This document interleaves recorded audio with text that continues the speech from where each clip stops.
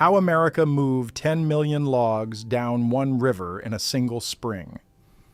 In the spring of 1893, a foreman named John Nelligan stood on the banks of the Wisconsin River and watched 16 million board feet of white pine roll past him on a single log drive. That's enough wood to build 1,000 houses, and it was all moving downstream at 4 miles per hour, driven by nothing but snowmelt and 200 men with pike poles. Those men were called river drivers. Some called them river hogs. And their job was, by every statistic I can find, the most dangerous in America. I've spent months in the records on these drives. Ledger books from lumber companies in Oshkosh and Bangor. Church registries where the priests wrote, "Drowned on the drive," next to a man's name. Letters folded 4 times and kept in a tin box for 100 years. And the thing that keeps coming back to me is how quietly it happened. Nobody stopped to look. There's almost no film. There are few headstones. The men who did this work walked on floating timber for 3 months every spring. And when they were done, the country had its lumber, and the rivers had its dead.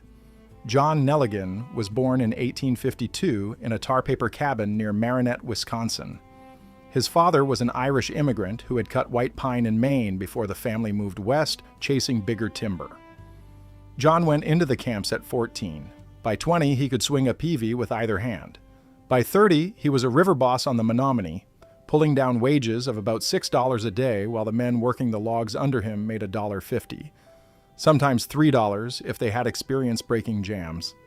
He had a wife named Mary and 4 children in a small house in Oconto.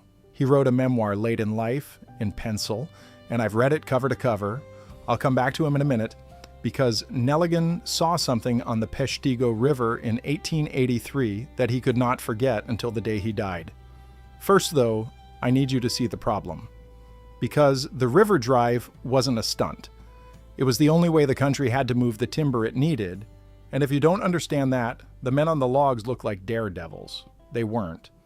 They were working men solving a problem that had no other answer. If you care about the men who built this country and never got their names in a book, please subscribe to Global Old History right now. Everything on this channel is about the forgotten work, the forgotten rivers, the forgotten dead. Stick with me, or because what 200 men did on 200 miles of cold water every spring is something I still can't entirely square with what one human body is supposed to be able to do. Here's the part nobody teaches. All winter, in the pineries of Wisconsin, Minnesota, Maine, Michigan, and the Ottawa Valley, men cut timber. The snow made it possible.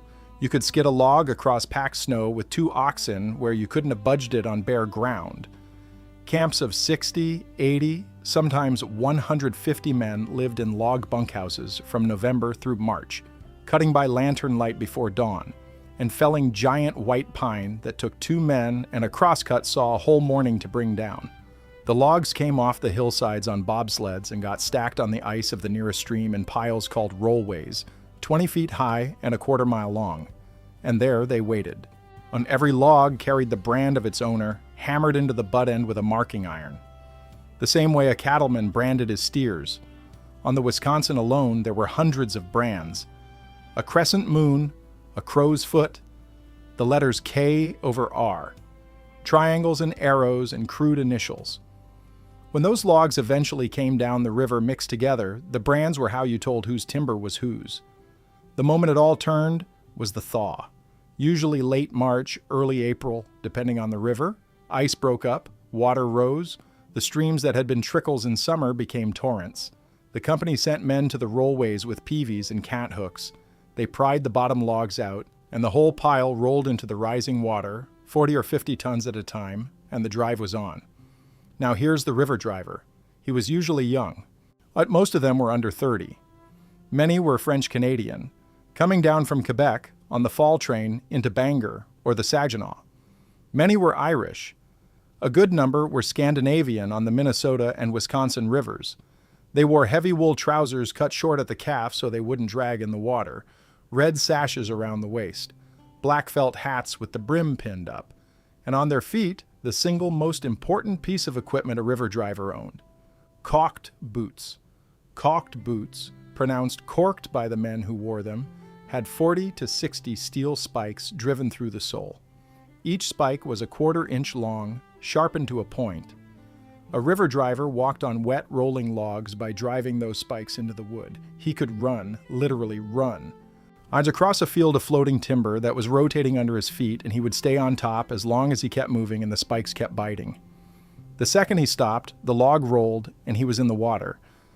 The pike pole was 14 feet of ash with a steel point and hook at the end. The peavey, invented by a Maine blacksmith named Joseph Peavey in 1858, was a 5-foot handle with a hinged steel hook that could grab and roll a log twice a man's weight. These were the only tools: a pike pole to push, a peavey to roll, a pair of caulked boots to stand on the water, and a man's balance, which he had better keep, because the water under him in April ran 34 degrees. You fell in, you had about 2 minutes of useful movement before the cold took your hands. I want to tell you about a man named Pierre Lachance.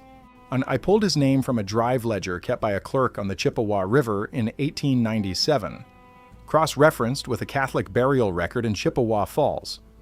Pierre was 22, born in Trois-Rivières, Quebec. Came south in 1895 following the pine wages. His mother was still alive in Quebec, and he sent her $8 a month out of the $42 he was earning on the drive. He had, according to the clerk, a reputation as a runner, a man who could cross a log jam faster than anyone in the crew. On April 19, 1897, the Chippewa hung up on a bend just above Jim Falls. When logs hang, they don't hang one at a time. They hang 20,000 at a time, piling up against the obstruction until the whole river is choked. The water behind the jam rises, the pressure builds, and somebody has to go out on top and find the key log. Pull that one log, the whole thing breaks, and the jam goes downstream in a rolling wall of timber. Pierre Lachance was the man they sent. He went out with a pike pole and a long rope tied around his waist. He worked for 40 minutes picking at the tangle. The other men on shore saw him find the key, put his pole on it, and lever it out. The jam let go, but it let go faster than he could run. The rope snapped. Pierre went under in the first roll, and the body came up 4 days later, 10 miles below. He was 22 years old. The company paid his mother $50 and sent his caulked boots back to Quebec. They also sent the $8 he was owed for that half month. She kept the boots on the mantle until she died. That was one man, on one river, in one spring. There were thousands of drives like that one. Because here's the number I keep coming back to. And I've checked it against drive ledgers from 4 different companies in 2 different states. On a major log drive, roughly 1 man in 6 was killed or seriously injured in a single season. Broken legs, crushed ribs, amputations from a rolling log catching an arm or a foot. Drowning, hypothermia. Pneumonia that set in after a man walked back to camp in soaked wool and never dried out. 1 in 6 every spring for 60 years. Before I tell you about John Nelligan and what he saw on the Peshtigo in 1883, do me a favor. Please subscribe to this channel. It's the one thing that keeps these stories going. The algorithm buries old labor history unless people tell it we care. So tell it. 1 click. I'll keep finding the names. John Nelligan, river boss on the Menominee and Peshtigo. In April of 1883, his crew was running 3 million feet of pine down the Peshtigo River toward the sawmills at Peshtigo Harbor. The river was high. They hit a jam at a place called Grandmother Falls. It took them 6 days to work it. On the 4th day, a young man Nelligan names in his memoir only as Young Duval slipped from a log while cutting with an axe at the face of the jam. Duval was 19. He went in between 2 logs that closed over him the same second. They could not get him out. The crew worked for 2 hours trying to pry the logs apart. Nelligan finally had to order them back to the work. They broke the jam the next morning, and when the water ran clear again, they recovered what was left of the body. Nelligan wrote that he did not sleep for a week. He says in the memoir that he could still hear the sound of the logs closing 40 years later. That kind of story you can pull out of almost any drive record in any year. The men knew they went anyway, because the money was there, and because once a man had done a drive, he belonged to a fellowship that nobody who hadn't done it could enter. A river driver could walk into any lumber town from Bangor to Stillwater and get a meal on credit by showing his caulked boots. The scars on his hands told the rest of the story. Broken fingers that had set crooked, burn marks from a rope that paid out too fast, a limp that came on in cold weather and never really left him. The songs came out of that fellowship. I've sat with old 78 RPM records and transcriptions of shanty songs collected in the 1920s and 1930s by folklorists up in Maine and Minnesota. The Jam on Jerry's Rock. The Shantyman's Life. Peter Emberley. Every one of them is about a young driver who died on a bend of some river, and every one of them names him. The men sang those songs in the bunkhouse at night. They sang them to remember, because the companies didn't remember. The churches sometimes did, if the boy was Catholic and the priest was patient enough to write the circumstance next to the name in the burial book. Mostly, though, the memory was carried in a verse sung by tired men in a log bunkhouse on a February night, with the stove crackling and the wind coming off the lake. A drive was a moving camp. The cook had a scow called a wanigan, a flat-bottom shanty boat that floated down the river with the logs, carrying the food and the bedding and the stove. The wanigan tied up each evening at a likely bank, and the men came in off the water, wet to the waist. They hung their wool on poles by the fire. They ate beans and salt pork and flapjacks and drank coffee so black it stained a tin cup black. Then they rolled into wet blankets and slept on the ground and were back on the water at dawn. The drive lasted as long as the river ran. On a short drive, 3 weeks. On a long one, 3 months and 200 miles from the headwaters to the mill. The Wisconsin River Drive ran from the northern pineries near Eagle River all the way down to Wausau, Stevens Point, and sometimes Prairie du Chien. The Chippewa Drive went to the Mississippi. The Penobscot in Maine ran from the Allagash country down to Bangor, 160 river miles. The Kennebec, also in Maine, ran south to the mills at Augusta.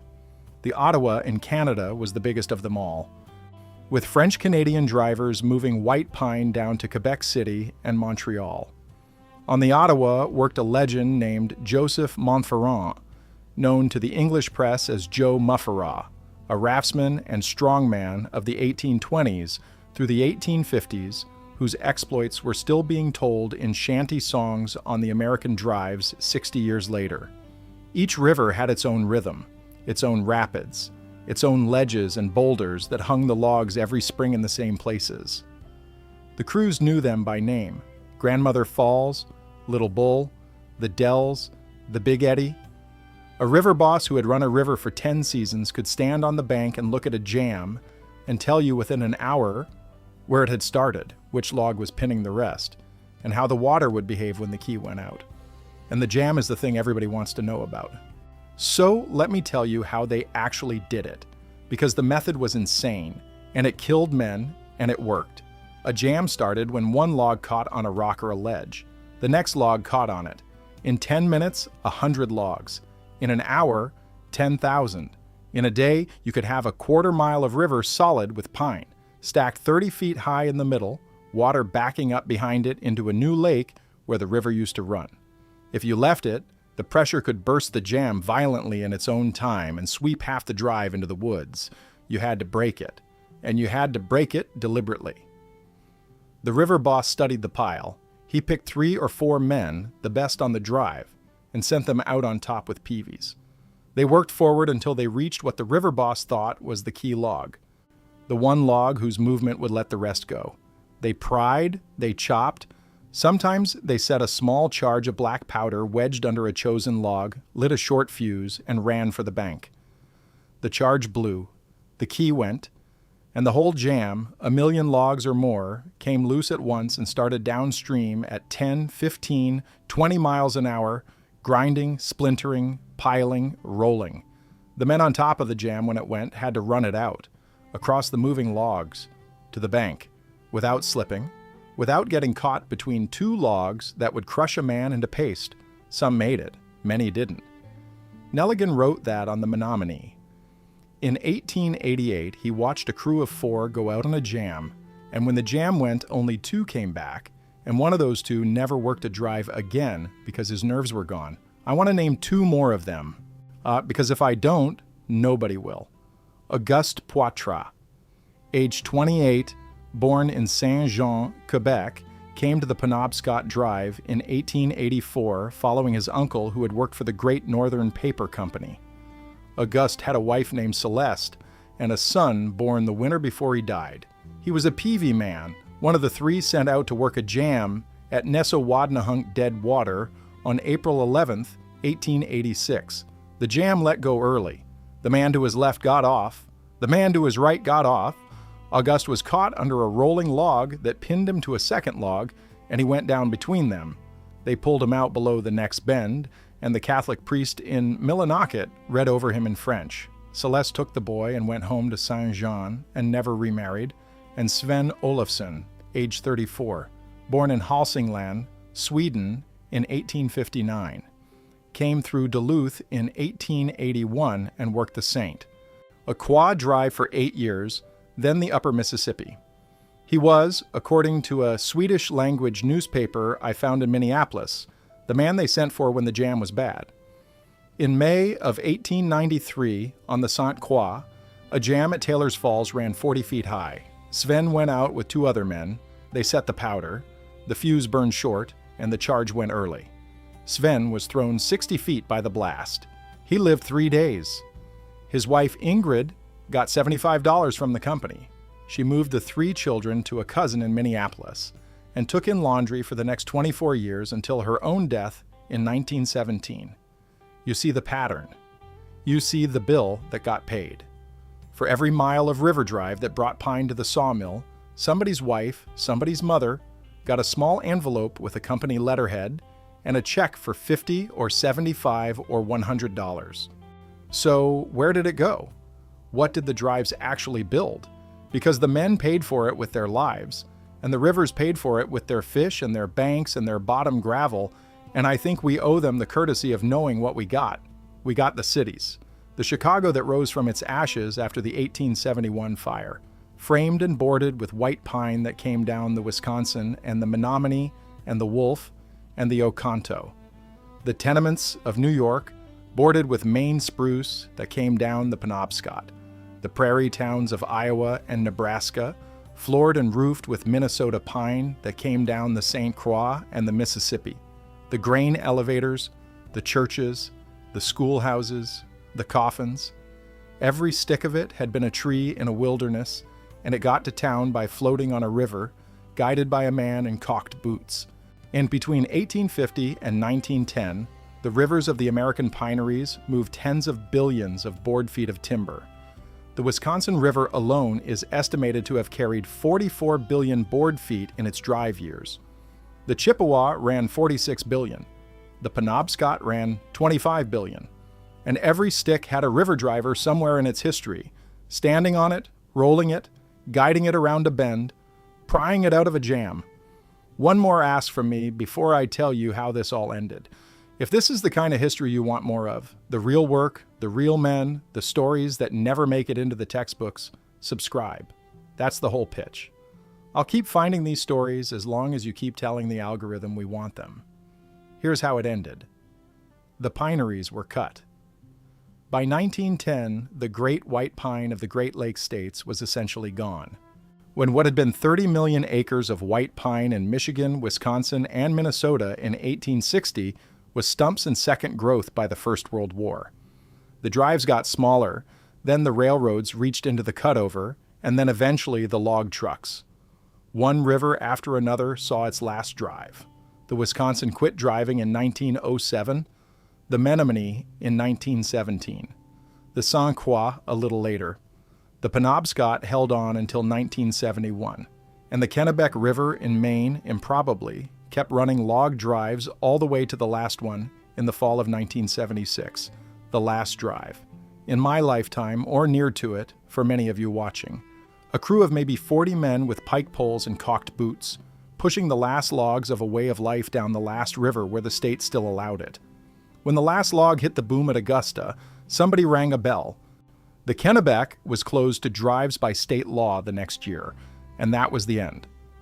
A 150-year industry that had put the lumber in every house from Bangor to Omaha came to a close on an afternoon in October of 1976, and most Americans did not know it had happened. The men went home, or they didn't. Many were already old by the last drives, because young men had stopped going to the woods after the Second World War. The river driver was, by the 1960s, already a memory carried by men in their 70s in the diner in Millinocket, or the Legion Hall in Stevens Point, or the small cafe in Oconto. They would tell you about Pierre or Auguste or Sven if you sat down and bought them a coffee. Most people didn't. I want to finish with this, because it is the part I come back to. You can stand today on the bank of the Wisconsin River at Wausow, or the Penobscot at Old Town, or the Kennebec near the old boom piers at Augusta, and the water will look like any other river. Trout rise in the eddies, kayakers come by in the summer. You will not see a single floating log. You will not see a man in cocked boots. You will not see a wanigan tied to the bank with smoke coming out of the pipe. But if you look down, right at the shoreline, sometimes you will see a line of old iron spikes in the rocks. That was a boom pier. The boom is where the drive ended, where the logs got sorted by brand and sent to their company's mills. The iron is still there. The wood rotted out 100 years ago, but the iron stayed. And if the water is low and the light is right, you can see in the gravel of the bottom, sunken logs, pine, 100 years under the water, still there, preserved by the cold, and still wearing the brand the winter crew hammered into the butt end before the ice broke in 1893. Divers still pull those sinker logs out sometimes in Wisconsin and in Maine, and the wood is good. Better than the second growth we cut now. Some of those logs were watched off a rollway by a man named John Nelligan, or Auguste Poitras, or Pierre Lachance, and they never made it to the mill. They went to the bottom on a bad spring, in a bad jam, in a year when a man went with them, and they have been lying on the gravel ever since. I have stood on those banks. I have put my hand in that cold water. Nobody put up a sign. Nobody put up a plaque. Just the iron and the rocks, and the logs on the bottom, and the names in the ledgers if you go looking. 10 million logs, 200 men, one spring, and then the next spring, and the next, for 60 years. That was the river drives of America. That was the work that floated the lumber of a country down the cold water to the mills, and that buried one man in 6 on the way. I'm glad you stayed with me. Tell me in the comments if one of your own people ever worked the drives, in Maine or Wisconsin or Quebec or Minnesota. I read every comment. I'll see you in the next one.